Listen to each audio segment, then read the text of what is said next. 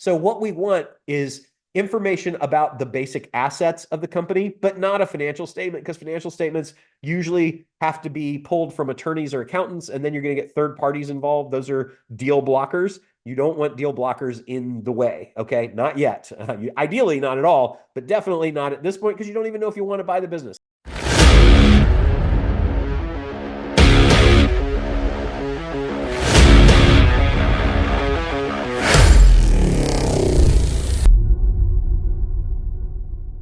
Now, step three is, okay, now we've built a rapport. We know who we're talking to. We found the business. We have our acquisition criteria. How do we get the information we need to start a deal?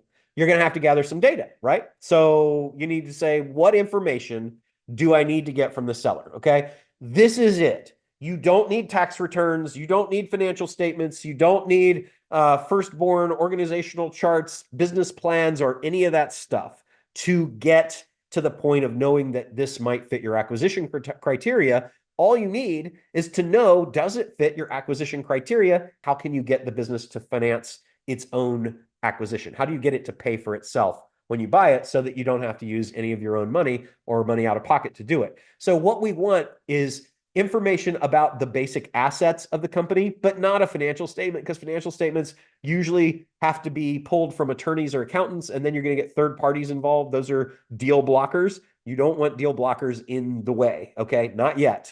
Ideally, not at all, but definitely not at this point, because you don't even know if you want to buy the business. If you get them involved, it's going to be, you have to sign an NDA and all this other stuff, non-disclosure agreement.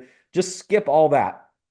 Just ask for this information. Don't send this sheet to them either.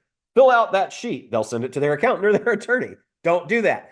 Have a conversation. This is the rest of the conversation. Hey, so I'm going to have to ask a couple of questions, get some information about the company to see if it seems like it's a fit for me. Does that sound okay? Yes, it does. Great. I mean, if they say no, then well, I can't really buy it from you if you don't give me any information. They say yes, then say, do you feel like you have a pretty good idea of like the assets and stuff like that now? Or is that something you want to get together and then we can do a call later at a separate time and then let's set an appointment for that? That's how you do that. Now, all that information on the left of what you see, cash, accounts receivable, all that stuff, that's just information about the assets of the business.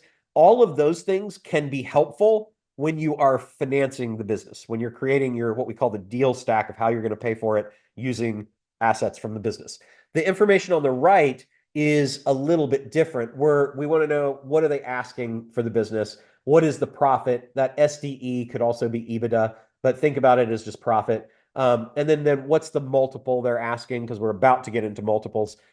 Sales, what's the annual recurring revenue, etc. Right? So there's a lot of information here, but I don't need more than this, and you don't either. So if you can get this much information on a call. The two questions on the bottom right are also very, very critical. What is the seller's reason for leaving? Why might they want to sell? This is to help us determine if they are actually a motivated seller. And then what does the seller want? What does the seller want to do after they do this? Okay. That's all you need. You can create offers from that.